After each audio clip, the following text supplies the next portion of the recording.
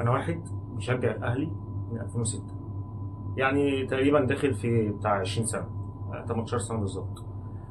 اول مره في حياتي اشوف الاهلي بيتحط في موقف زي ده، ايام ما كان محمود طاهر رئيس نادي الاهلي.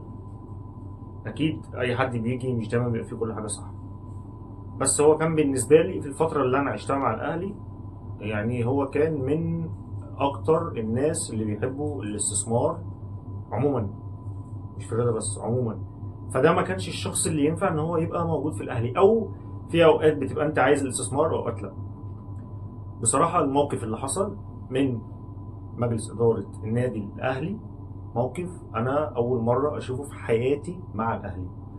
فكره ان انت تطلع تهدد ان انت مش هتكمل بطوله وان انت مش هتلعب الماتش الا في الحاله دي، موقف جديد عليا. المفروض ما بيطلعش مننا، بيطلع من انديه تانية، دي مش قصتنا. بس موقف غريب جدا.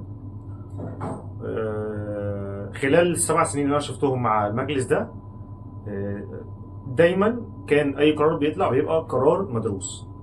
فاتمنى يا رب يا رب يا رب يكون القرار ده مدروس، ويكون القرار ده مش هيكلف الفرقه خسائر، لا فنيا ولا ماليا. لان انت الفلوس اللي حاليا، اي فلوس انت موجوده انت محتاجها، بعيدا عن الجوائز او المكافآت اللي انت هتاخدها من المشاركه بس في كاس العالم، او انت لسه حتى مكمل في افريقيا. فاتمنى ما يكونش فيه اي خسائر، اتمنى يكون القرار مدروس، اتمنى المجلس يكون عارف كويس هو بيعمل ايه. طبعا كل القرارات اللي طالعه دي طالعه بعلم الكابتن محمود الخطيب، مفيش حاجه بتطلع بدون علمه. حتى لو هو مش موجود هيكون موجود في كونفرنس. انا ما اعرفش التفاصيل اللي حصلت، او ما اعرفش الاجتماعات دي كانت مع مين بالظبط. وكل اللي انا بتمناه ان يكون القرار ده سليم، القرار ده ما ياثرش على النادي، ما ياثرش على الفرقه فريق الكوره في الفتره اللي جايه. وانا لحد دلوقتي انا مستني اللي هيحصل، لان من المفترض ان وقت اعلان الرابطه للنتيجه وفوز الزمالك على الاهلي 3-0، بما ان الاهلي ما كملش، الاهلي يكون رد فعله جاهز ان هو يقول انا مش هكمل الدوري.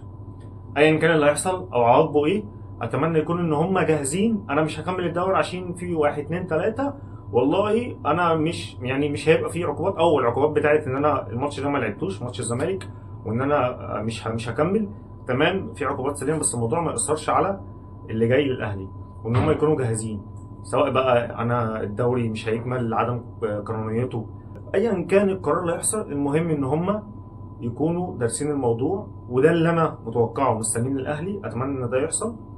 ومش عايز وما اتمناش ان انا اشوف الاهلي في موقف مش حلو، لان مش ده اللي انا شفته مع الاهلي، ومش ده اللي انا ضيعت عمري زي ما قلت داخل في 19 و20 سنه بشجع الاهلي.